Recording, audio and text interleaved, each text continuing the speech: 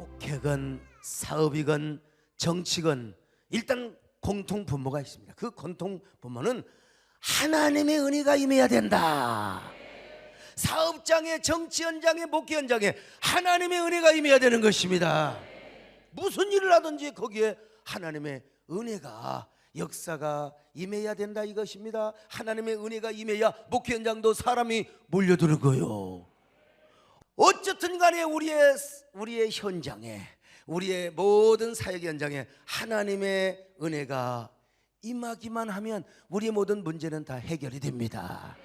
그럼 하나님의 은혜가 임하게 되려면 뭐냐? 우리가 하나님을 감동시켜야 되는 거예요. 하나님을 감동시키시기를 축원합니다.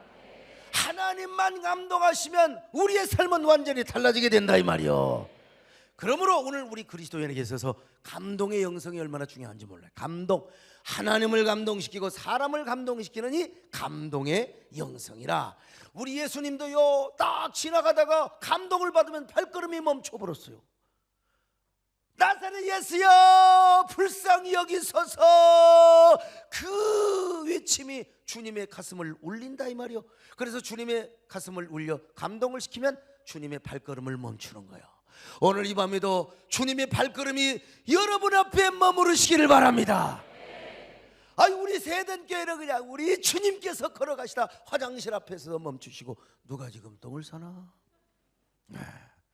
하나님께서 다 우리 아버지 감동을 받으셔가지고 여러분, 여러분의 가정에도 하나님의 은혜가 임재하시기를 바랍니다.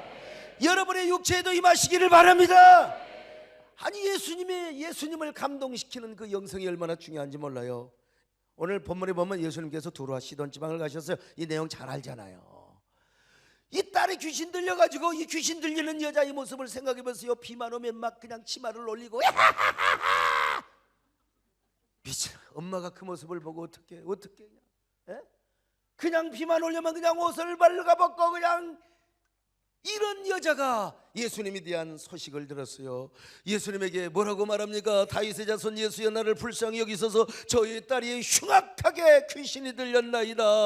여러분, 예수님은 침묵만 지키고 걸어가시는 거예요. 그래도 다윗의 자손 예수여 나를 불쌍히 여겨 주옵소서. 그러니까 예수님께서 입을 여셨어요. 나는 이스라엘의 집에 잃어버린 양 외에는 다른 데 보냄을 받은 적이 없다. 자, 마태복음 15장 24절 보실까요? 시작. 예수께서 대답하여 이르시되 나는 이스라엘 집에 잃어버린 양 외에는 다른 데로 보내심을 받지 아니하였노라 하시니. 여러분, 우리 예수님은 이스라엘 백성들을 위해서만 왔다 이 말이요. 당신 같은 이방인을 위해서 온 적이 없다는 겁니다. 그러니까 딴 데 가서 알아보라는 거요. 그랬더니 여자가 뭐라고 말합니까? 제발 저를 도와주세요. 이렇게 싹싹 빌지 않습니까? 그러자 우리 예수님이 또 뭐라고 대답을 하십니까? 아이고, 자녀들의 떡을 취하여 개들에게 던짐이 마땅치 않으노라. 자, 마태복음 15장 26절 같이 봅니다. 시작. 대답하여 이르시되 자녀의 떡을 취하여 개들에게 던짐이 마땅하지 아니하니라. 여러분, 이게 얼마나 모욕적인 말입니까? 이거 진짜 이건 완전히 차별금지에 해당되는 거예요. 우리 예수님이 완전히 모욕을 하신 거예요, 세상에. 이 여자를 지금 뭐라고 말합니까? 너는 개야, 개 같은 여자야, 개 같은 존재야. 나는 어떻게 개 같은 존재한테는 내가 절대로 내가 은혜를 줄 수가 없어. 미안하지만 딴 데 가서 살아보라 이거예요. 여러분, 예수님이 이렇게 모욕적인 말씀을 어떻게 하실 수 있단 말입니까? 우리 예수님은 어쩌다가 우리를 시험을 주실 때가 있어요. 복을 받을 그릇이 되어 있나 안 되어 있나, 믿음의 준비가 되어 있나 안 되어 있나, 주님께서 좀 순간적으로 그 여자를 시험하신 것이죠. 좋은 의미에서 시험이요, 유혹이 아니라 좋은 의미에서 복을 주시려고. 그러자 이 여자가 뭐라고 말합니까? 옳소이다. 그렇습니다. 나는 개입니다. 개겁니다. 개그가 아니야, 개. 도구도 아니라 이게 빛이, 남캐를 빛이라고 하거든요. 나는 암캐입니다. 하지만 개들도 주인의 땅에서 떨어지는 부스러기를 먹나이다. 주여, 개 같은 저에게, 개 같은 이 여자에게 주의 이스라엘 백성들이 먹다라면 부스러기라도 저에게 주시기를 바랍니다. 자, 27절 보실까요? 시작. 여자가 이르되 주여 옳소이다마는 개들도 제 주인의 상에서 떨어지는 부스러기를 먹나이다 하니. 이 한마디에 우리 예수님이 감동을 받으신 거예요. 감동. 우리 예수님이 감동을 받으셨어요. 여러분, 말 한마디, 언어의 힘, 영혼의 언어. 기가 막힌 거요. 요즘 저는 글을 쓰면서 야, 참 이 언어의 힘이 얼마나 큰가. 그래서 그냥 일반 남들이 보통 쓰는 말이 아니라 문학적이고 영감이 붙어있는 그런 그 언어. 내가 맨날 책만 보고 뭐 얼마나 좋겠어요. 사람 만나고 뭐하고. 근데 틈틈이 보면서 야, 정말 언어의 힘은 대단하다. 이 여자가 언어의 힘을 발휘한 거예요. 언어. 그래서 우리 주님의 마음을 감동시켰어요. 올소이다 나는 개 같은 여자입니다. 그러나 개도 주인의 상에서 떨어지는 부스러기를 얻어먹나이다. 이스라엘 백성들이 먹지 않는 먹다 남은 그 부스러기가 있을 거 아니겠어요. 그 부스러기 같은 은혜를 나에게 허락하여 주옵소서. 그러니까 우리 예수님이요 그 말 한마디에 감동을 받아버렸어요. 여자여 내 믿음이 크도다. 자 28절을 같이 보실까요? 시작. 예, 예수께서 대답하여 이르시되 여자여 내 믿음이 크도다. 내 소원대로 되리라 하시니 그때로부터 그의 딸이 나으니라. 그 시로부터 그의 딸이 나섰더라 이 말입니다. 주님을 감동시키면 됩니다. 오늘 이 밤에도 주님을 감동시키시기를 축원합니다. 주님의 마음을 감동시키십시다. 저와 여러분뿐만 아니라 우리 영상을 통해서 보고 있는 방송을 통해서 듣는 귀한 우리 모든 시청자들이요 주님을 감동시키는 믿음 그 영성을 소유하시기를 축원합니다. 아멘. 주님의 감동, 주님을 감동시켰던 이 여인은 바로 감동의 영성을 가지고 있었던 거예요. 특히 이 여자는 이런 주님을 감동시키는 영성을 소유하고 있었단 말인가. 그녀는 누구보다 예수님을 바로 알았어요. 예수님을 알아야 됩니다. 예수님은 누구신가? 예수님은 누구신가? 예수님을 아니까 그녀는 끝까지 예수님께 매달렸던 것입니다. 심지어 자신이 인격모독을 당하고 그 믿음이 짓밟혀도 끝까지 주님을 의지했어요. 왜? 주님은 선하신 분이시기 때문에, 은혜를 베푸시는 분이시기 때문에, 언약으로 오셨기 때문에, 다윗의 자손이기 때문에. 할렐루야. 그래서 주님께서 그녀에게 너같이 개 같은 존재들에게는 은혜를 베풀 수 없다고. 그러니까 이 여자가 맞아요 나는 개입니다. 벌써 주님을 감동시키잖아요. 이 여자의 고백을 듣고 주님이 참을 수가 없었어요. 참을 수가 없었습니다. 주님은 더 이상 침묵할 수가 없었습니다. 주님의 가슴이 막 폭탄처럼 터져버린 거요. 침묵했던 주님께서요 그 가슴이 핵무기처럼 막 터져가지고 뭐라고 말합니까? 여자여 내 믿음이 크도다. 내 믿음이 크도다. 내 믿음이 크도다. 여러분 메갈리스로 표현되어 있지 않고 메가톤급의 믿음입니다. 핵무기와 같은 믿음이었어요. 그러니까 야 그때부터 딱 그의 딸이 나았다라고 주님을 감동시키니까 여러분 우리도 이 감동의 영성을 가져야 됩니다. 이 여자처럼 어떤 경우에도 여러분 주님 포기하지 마시기를 바랍니다.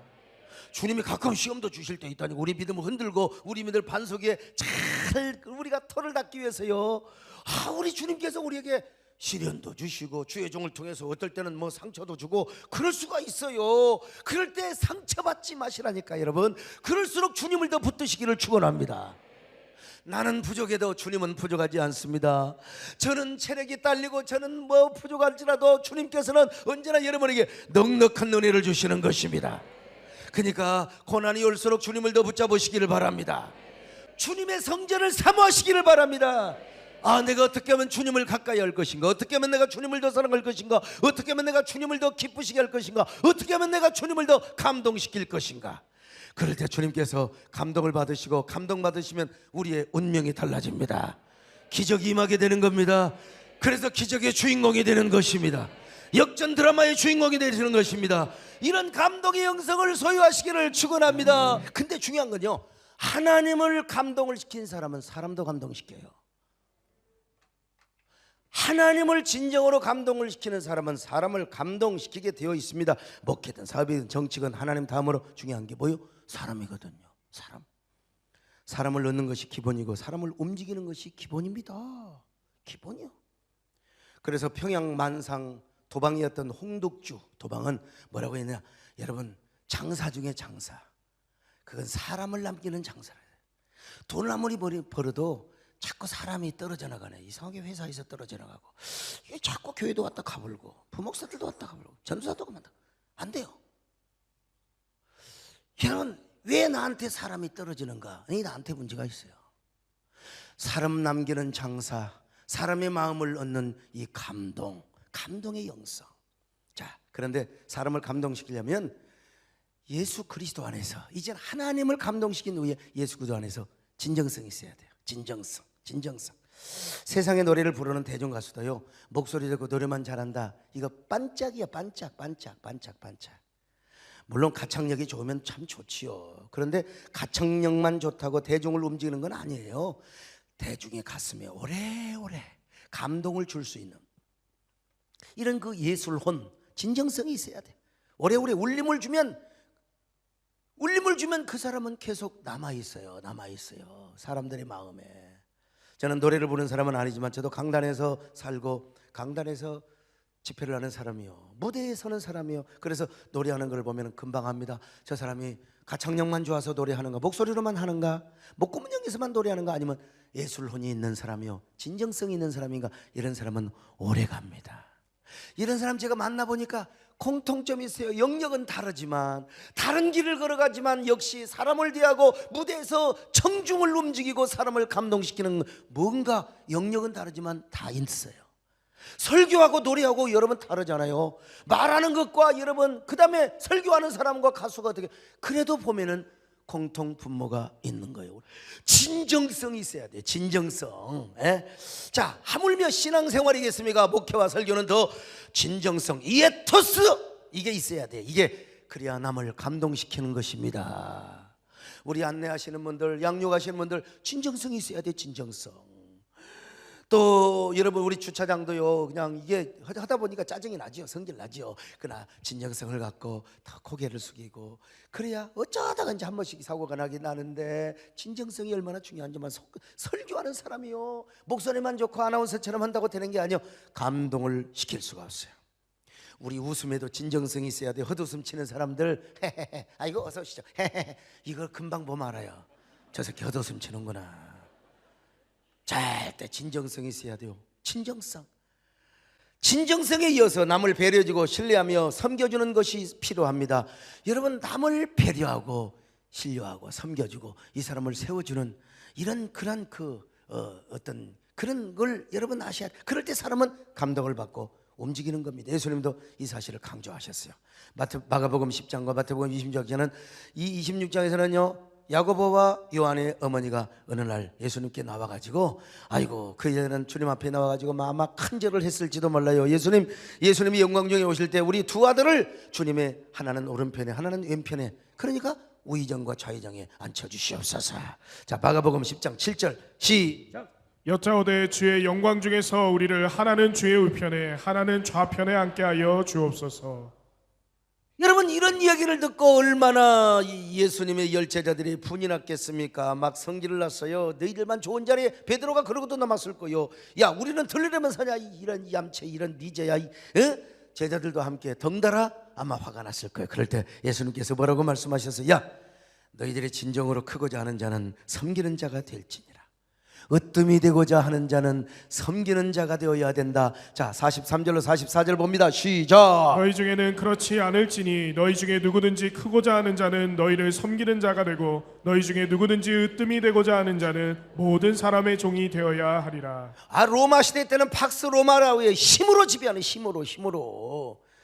여러분, 강자가 약자를 지배하는 게 그건 당연한 이치였어요. 그런데 우리 예수님이 뭐라고 말씀하셨어요? 아이고, 가진 자가 힘을 빼고 힘없는 자를 섬기는 것이 으뜸이 될 수 있다는 겁니다. 이거야말로 세상을 바꾸는 혁명적인 말씀이었지요. 그래서 이 말씀은 놀라운 말씀이요, 세상을 뒤집어 놓는 혁명적인 섬기는 자야 으뜸이 된다. 섬기는 자가 으뜸이 된다. 그래서 섬기면 여러분 감동을 받게 되었어요. 처음에는 웃기는 짜장면이 될 수 있을지 모르지만, 여러분 교회 안에서 섬기는 자가 되시기를 축원합니다. 낮아지시기를 바랍니다. 할렐루야. 자, 그뿐입니까? 예수님은 이런 혁명의 말씀만 하시지 않고 제자들에게 보면서 본을 보여주셨어요. 그 섬김의 본이 바로 제자들이 발을 씻겨주는 거였습니다. 발을 씻겨주셨어요. 예수님 당시에 그 손님들이 오면은 종을 시켜서 손님의 발을 씻어주도록 한 거예요. 근데 종을 시키는 게 아니라 주님의 몸소 종이 되어서 제자들의 발을 씻겨주는 것입니다. 때는 6월절 만찬이 있는 날이었어요. 하지만 발을 닦아줄 사람이 하나도, 누가 종이 되기를 싫어해요. 누가 큰 자냐, 누가 큰 자냐. 지금 막 그냥 열받아가지고 세베대, 그 다음에 아들 그 야고보, 그 다음에 그 누굽니까, 이 자녀들이 와가지고, 아니 요한 어머니가 와가지고 말이요, 그냥 말이요, 우리 아들을 뭐라고 해요? 우리 아들을 영의정 좌의정에 올려주려고. 그러니까 막 얼마나 제자들이 막 성질을 났겠어요. 서로 발을 안 씻어주려고 막 눈치만 씩씩 보고 있는데 우리 예수님께서 허리에 수건을 딱 동이시고, 그리고 제자들의 발을 씻어주는데 베드로 발부터 먼저 씻어주려고 하는 거예요. 베드로 앞에 가서 탁 발을 씻어준다는 거예요. 진짜 여러분, 요즘은 발을 씻어줄 수 있어요. 그때 문화는 이거 절대로, 이건 상상 불가능한 말입니다, 여러분요. 자, 요한복음 13장 13절 15절 보실까요? 시작. 너희가 나를 선생이라 또는 주라 하니 너희 말이 옳도다. 내가 그러하다. 내가 주와 또는 선생이 되어 너희 발을 씻었으니 너희도 서로 발을 씻어주는 것이 옳으니라. 내가 너희에게 행한 것 같이 너희도 행하게 하려 하여 본을 보였노라. 자, 스스로 종이 되어서 제자들의 발을 씻기신 주님. 아니, 어떻게 하늘에 도성인신을 하셨던 우리 예수님께서 하나님 자신의 육체로 오셔가지고 제자들의 발을 씻어 주신단 말인가. 그러다가 예수님은 우리를 위하여 결국 십자가에 죽으셨어요. 희생의 십자가와 헌신의 사랑 앞에 우리는 꼼짝 못하는 거예요. 누가 아무리 성질나도 목사에게는 대들지만 주님의 십자가 앞에 뭐라고 말을 해요? 주님이 우리를 위하여 십자가에 죽으셨는데 십자가를 얘기하는데 누가 뭐라고 그래요? 아무리 싸우다가도 내가 순종을 못해서 그렇지, 십자가를 얘기하면 그 십자가 앞에는 아무도 이의를 제기할 사람이 없어요. 예수님의 십자가를 붙잡으세요. 십자가를 사랑하세요. 십자가의 정신을. 그러면 우리는 일단 아멘을 해야 됩니다. 그 감동으로 우리는 진짜 신앙생활을 하며 사람 앞에도 그 감동의 영성을 발휘해야 돼요. 주님, 나는 진짜 그렇게 남을 신뢰할 수는 없습니까? 남의 발을 씻어줄 수는 없을까? 하나는 남을 배려하고 남을 세워주는 사람이 될 수는 없을까요? 주여, 이런 사람이 되게 하여 주옵소서. 예수님처럼 바울처럼 그렇게 살게 하여 주시옵소서. 그럴 때 감동을 받는 겁니다, 여러분. 지금도 집사람이 이따금씩 이야기합니다. 우리 현이 딸내미 애 낳으러 가는데 내가 그날 신방 약속이 있어요. 그래도 못 따라갔어요. 미안하다고 택시 타고 가든지. 그래서 배에서 권사님하고 택시 타고 애기를 날아갔어요. 지금도 이야기합니다. 지금도. 나는 개척교회 때 오로지 나는 우리 성도들을 감동시켜서 내가 우리 교회 붙잡아야지. 그래서 내가 신방 때문에 못 갔어요. 우리 집사람이 여러분 중이염 수술을 했어요. 중이염. 그때 내가 가지 않았습니다. 못 갔어요. 우리 교회 집사님이 아이고 이쁜 여자 같으면 오해라도 받지만 아주 안 이쁜 여자, 막 그냥 얼굴은 수박통같이 커가지고 말이죠. 목사님 하는 사람이. 근데 그분이 교회 얼마나 당시에 헌신도 하고 진짜 나에게는 얼마나 소중한 존재인지 몰라. 그래서 정권사님 모시고 내가 그리신방 갔습니다. 똑같이 7시에 수술실 들어가거든. 여러분, 사람이 감동을 받으면 움직이게 되어 있는 것입니다. 집사람이 지금도 원망을 하지만 우리 집사람 아무리 시험 들어도 교회 나갈 리는 없거든요. 그래서 오늘 우리 교회가 여기까지 온 겁니다, 여러분. 전라북도 김제 금산에 가면 지금도 기억자 금산교회가 있습니다. 아이고, 옛날에는 남녀 7세 부동석이라고 했잖아요. 그래, 정말 우리는 진짜 감사해야 돼요. 옛날 저런 교회식으로 하면 이쪽은 남자 저쪽은 여자. 근데 지금 뭐 완전히 뭐 남자 여자 다 짬뽕이야. 그냥 남의 여자 옆에도 그냥 떳떳하게 앉아있어요. 감사하셔야 돼요. 그런데 이 기억자 교회를 세우신 분이 누구냐? 조덕삼 장로님이셨어요. 금산의 부자였습니다. 그런데 그 지역에 선교사 와서 복음을 전할 때 예수님을 믿고 은혜를 받았어요. 그래서 자기 재산을 바쳐서 저 예배당을 세운 분이 바로 조덕삼 장로님입니다. 놀라운 것은 이분이 예수님을 믿으면서 그 집에 머슴도 함께 예수를 믿게 했다는 것입니다. 그 머슴의 이름이 이자익입니다. 고향이 남해인데 부산에 가서 사업 망하고 이제 밥은 먹고 살려고 어디로 오느냐? 김제하면 여러분 평야가 있잖아요. 김제 와서 머슴이라도 살자. 그래서 머슴살이를 하러 왔던 것입니다. 근데 머슴과 주인이 예수를 믿고 똑같이 장로가 됩니다. 더더욱 놀라운 것은 주인보다도 머슴의 표가 더 많이 나와버려서 장로 투표를 하는데, 그래도 조덕삼 장로님은 절대로 시험 들지 않고요, 보니까 자신의 머슴이 얼마나 머리가 좋은지 몰라. 그래서 머슴을 장로 신분으로 저기 신학교를 보내게 된 거예요. 평양신학교로 보내게 된 것입니다. 학비도 다 대주었습니다. 그리고 이자익 머슴이 목사가 되자 그 머슴 출신의 목사님을 자기 교회 담임 목사님으로 모셔요. 이게 가능한 일입니까? 내 밑에서 오늘날 지금 완전히 그 밑에서 발당 직원이 신학생이 되어가지고 목사가 되었는데, 아니 우리 교회 담임 목사로 모실 수가 있느냐 이 말이요. 내가 세우고 내가 섬기는 내가 오여봉인 이 교회 담임 목사로 세울 수 있느냐 이 말이죠. 그러면서 이장희 목사님을 얼마나 잘 섬겼는지 몰라요. 얼마나 잘 섬겼는지 말이죠. 이렇게 잘 섬기다 보니까 이 목사님이 정말 훌륭하게 되어서 조선예수교 장로회 총회장을 2번을 하시게 된 거예요. 이장희 목사님 참 얼마나 머리가 좋고 아주 성경 걸어다니는 성경이요. 어떤 사람은 그렇게 말할 겁니다. 이장희 목사님은 얼마나 행복했을까, 얼마나 복받은 사람인가. 세상에 머슴 출신이 목사가 되어서 조선 예수교 장로회 총회장을 2번이나 했으니. 그러나 아닙니다, 여러분. 이자익 목사보다 더 훌륭한 사람이 있으니 누굴까요? 이자익을 총회장으로 만들었던 바로 조덕삼이 더 행복하지 않았을까요? 평생 머슴 출신을 담임 목사로 섬겼던 그 조덕삼 장로님의 내면은 얼마나 행복하고 얼마나 자랑스러웠을까. 더구나 총회장까지 만들어드렸던 조 장로님의 내면은 얼마나 기쁘고 행복했을까. 아마 그는 이 땅에서보다 천국에 가서 주님 앞에 섰을 때 더 많은 영광, 더 많은 행복을 누렸을 것입니다. 제가 언젠가 기역자교회에 가서 이 사실을 생각해 봤습니다. 강단에 서서 조덕삼 장로님은 자신을 섬기던 머슴을 신학교까지 보내어 담임 목사로 만들고, 아니 교단 총회장까지 만들었으니 얼마나 행복했을까. 천국 가셔서 주님께 칭찬을 받고 천군 천사들로부터 얼마나 칭송의 노래를 받았을까. 여러분, 천군 천사가 2팔을 벌리며 노래를 불러주지 않았을까요? 아마 이자익이여 조덕삼이여 그대들은 행복한 존재여라. 훌륭한 자로다. 당신들의 섬김과 사랑이 천국에서 해같이 빛나리라. 어느 군정 목사님으로부터 들은 얘기요. 옛날 얘기입니다만은 이제 군정 목사님께서 사단에서 군목 활동을 하는데 사단장님이 새로 부임을 하셨어요. 이분이 교회를 잘 나와. 하루는 목사님에게 와서 이런 말씀을 하셨대요. 목사님, 필요한 거 있으면 언제든지 말씀하세요. 내가 군 보고마를 위해서 모든 걸 돕겠습니다.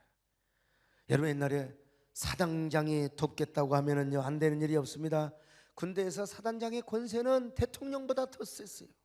그래서 목사님이 장군에게 용기를 갖고 이렇게 말해서, 사단장님 다음 주에 오실 때 정복을 입고 오십시오. 훈장까지 달고 30분 전에 오시기를 바랍니다. 그래서 물었어요. 나에게 시킬 일이 뭐가 있습니까? 군목이 대답하기를 30분 전에 오셔서 주보를 나누어 주시면 제 목회에 큰 도움이 될 것 같습니다. 여러분, 이거 말이 됩니까? 사단장이 나와가지고 군복을 입고 우리 김종대 장로님 그 함장 제독이 말이요 주일날 예배 본다고 그냥 모자까지 쓰고 와서 주보 나눠준다는 게 그게 쉬운 일이냐 이 말이요. 장로님 그렇게 못 해보셨죠.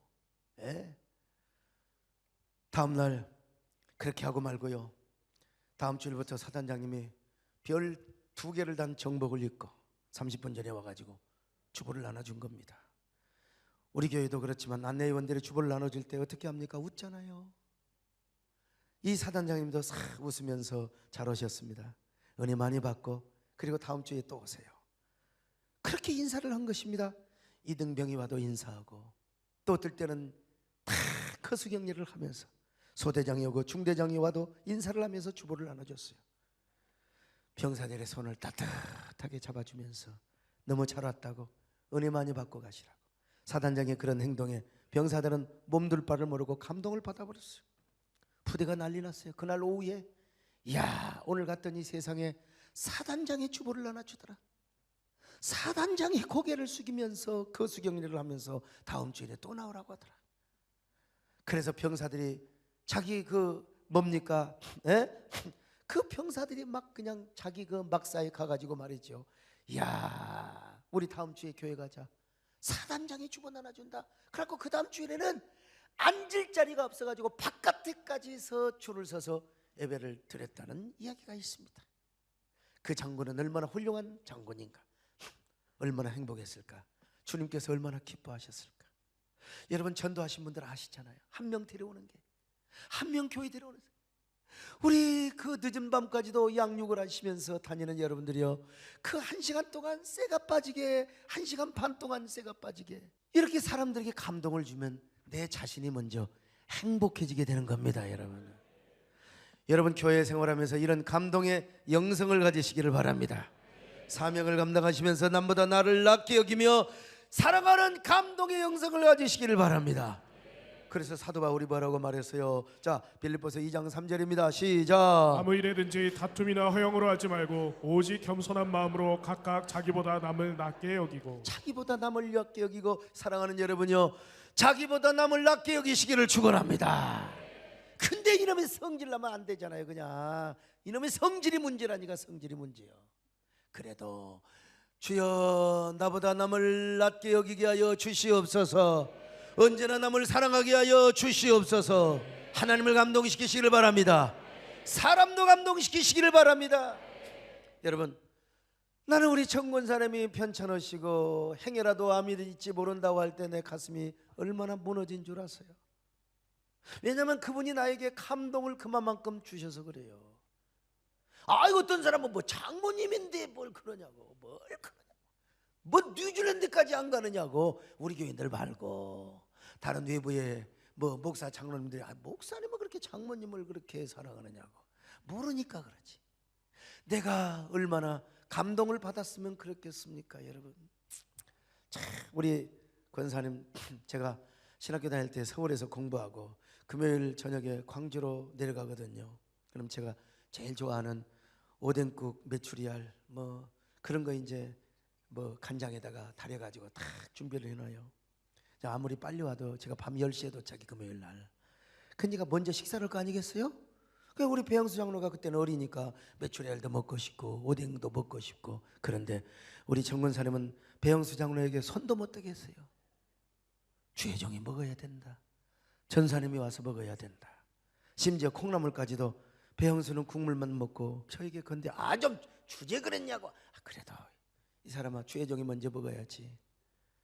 그때 나이 어린 배영수 장로가 얼마나 섭섭한 마음이 들었을지, 마음이 좋아서 참았는지 아직도 나는 물어본 적이 없어요. 아무튼 간에 우리 백암교회 개척할 때도 그냥 왔다 갔다 하시다가 그냥 기도로 도와주려고 했는데 그 동네가 보통 동네가 아니거든요. 이게 소강석 전도사에게 뒷기도가 필요하다, 완전히 소강석이 여기서 쓰러진다. 그래서 세상에 그 대접받고 기도받으러 오고 얼마나 영광을 받는 자리를 다 버리고 여러분 기도원에서 나오셨어요. 그리고 백암교회 와서 저를 도우신다고. 기도원에 다니는 사람들이 얼마나 손가락질을 했는지 몰라요. 소강석 전도사가 뭐가 대단하다고. 대단하지요. 근데 그분들은 몰라요. 뭐가 그렇게 대단하냐고, 키가 크냐고, 인물이 어떠냐고, 서울대학을 나왔느냐고 말이요. 별 볼 일 없는 전도사. 그렇다고 해서 정무사님 딸이 말이요 결혼한다는 것도 아니요. 미천여고는 돼요. 그런데 우리 권사님은 배영수 장로를 데리고 와서, 그래서 배영수 장로 화순고등학교도 입학을 시키고 거기서 3년 동안 저를 도와주신 거예요. 제가 강주 신학교 졸업하고 월요일 날 신학교 가서 금요일 날 내려오면은 화, 수, 목, 금 교회를 지켜주신 거예요. 수요 예배도 인도하시고.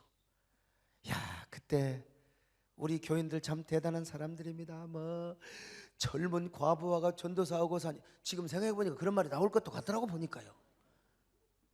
그런데다 우리 성도들 정말 생명나무적인 믿음을 가지니까 그분들이 저를 지켜주고 저를 보호하니까 아무리 와서 침을 뱉고 뺨을 때리고 아무리 똥을 싸고 해도 교인들이 저를 보호하고 지키고 그러니까요. 결국은 교회가 믿음이 승리하게 되어 있는 것입니다. 나 그때의 경험, 그때의 추억은 잊을 수가 없습니다. 그때 우리 권사님이 저를 위해서 모든 걸 다 쏟아주신 거예요. 물질, 명예, 그 모든 기도원의 영광 다 뒤로 하고요. 가락동에 와서도 그랬고 분당에 와서도 그랬습니다. 이 죽전 프라미스 컴플렉스 때도 여러분 저를 믿어주고, 때때로 낙심의 골짜기에 빠지고 절망의 골짜기, 누구 때문에? 난 별로 안 그랬나? 우리 결국 낙심의 골짜기는 우리 마누라가 저한테 줘요. 예. 우리 마누라는 저를 우습게 생각하거든요. 막 저한테 그냥 다 그래요, 대부분요. 근데 그때마다 오셔서 한 번도 딸 편이 되어본 적이 없어요. 저에게 오셔서 소목사님, 하나님이 소목사님 사랑해요. 우리 사모가 여우짓이나 불여우짓하면 소목사 목회 못해, 감사하라고. 무뚝뚝한 여자를 준 것도 감사하라고. 아휴, 자기 딸 버릴까 싶어서 하나님이 소목사님을 더 새롭게 하시고, 내가 보면 맞아요. 더 하나님 의지하고 하나님 가까이 하라고, 소목사님 더 낮아지게 하고 더 귀하게 쓰려고 그러는 거라고. 여러분, 저의 천사고 영적인 매니저요, 영원한 스승이었어요. 다른 건 몰라도. 그래서 내가 정권사님 말씀이라면 내가 거의 찍소리 못하고 다 들어왔고 존중해 왔잖아요. 근데 이분이 세상의 암일지 모른다는 얘기를 듣고 내가 마음에 청천벽력이, 자다가도 일어나서 울고, 오죽하면 내가 너무나 답답해서 12시가 넘어서 뒷산에 가가지고 저 산에 가서 소리를 목놓아 울면서 내가 여러분 하나님 앞에 기도했어요. 제가 아무리 여러분 생각해 보니까 그것도 화요일 날 그때 가자마자 검사했으면 에이 괜찮아 그럴 텐데, 일주일을 연기시켜서 저를 더 울게 하시고 저를 더 낮아지게 하시고, 내가 스스로 하나님 앞에 서운을 내버려 가지고 이거 이제 지키려면 똥 빠집니다, 여러분. 근데 제가 아무리 기도하고 겸손하게 한다 할지라도 저도 인간입니다. 정치적인 사람이 될 수 있고 우쭐한 사람이 될 수 있고 때 묻은 종이 될 수 있어요. 그래서 하나님 앞에 이렇게 기도합니다. 하나님, 제 탓입니다. 저를 새롭게 빚으시고 저를 겸손하게 하시려고, 저를 섬김의 사람으로 만드시려고 하나님, 내가 가장 아끼고 사랑하며 존경하는 우리 권사님을 아프게 하셨습니다. 내가 더 새로워지게 하겠습니다. 내가 더 하나님을 감동시키고 사람을 감동시키는 영성을 소유하겠습니다. 그리고 이 감동의 영성으로 우리 총회를 섬기겠습니다. 한국교회를 새롭게 하겠습니다. 한국교회를 감동시키겠습니다. 제가 이번 기회를 통해서 하나님을 감동시키며 사람을 감동시키는 영성을 다시 회복하고 소유하게 된 것 같아요. 여러분도 이런 감동의 영성을 소유하시기를 축원합니다. 하나님을 감동시키고 사람을 감동시키는 영성을 소유하시기를 바랍니다. 나는 탁 호흡기 내과 선생님께서 이게 전혀 암이 아닙니다. 오늘 퇴원하셔도 좋습니다. 맨 먼저 내가 누구한테 전화한 줄 알았어? 우리 아들한테. 우리 아들이 그렇게 그냥 깐족깐족, 우리 아들은 굉장히 합리적인 사람이에요. 머리도 좋아. 이재훈 장로님 제방에 오셔서 다 이게 설명을 하신, 나는 한 70%밖에 못 알아듣는데 우리 아들은 머리가 좋아서 다 알아듣더라고. 머리가 좋아. 서장로님 어떻게, 나는 이제 머리가 멍청하나 봐. 그냥 대략 눈치밥으로 하나 먹는데, 그래가지고 뭐 어떻고 저떻고 막 그냥. 이 녀석도 대단한 놈이에요. 지금 할머니 방에 빈 방에 가서 막 엉엉 울고 왔대. 우리 할머니 불쌍. 근데 아니라고 하는 소리를 딱 듣고 내가 전화해서, 야 임마, 아빠가 임마 대단한 사람이야. 아빠 말대로 됐잖아 임마.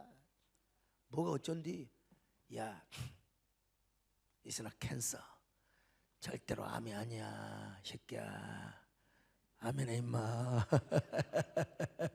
여러분, 그래 우리 아들이 아멘을 했다는 거 아닙니까? 하나님을 감동시키고 사람을 감동시키는 영성, 오늘 우리 현대 그리스도인, 특별히 여러분에게 있어야 됩니다. 우리 모두 이런 사람이 되시기를 축원합니다.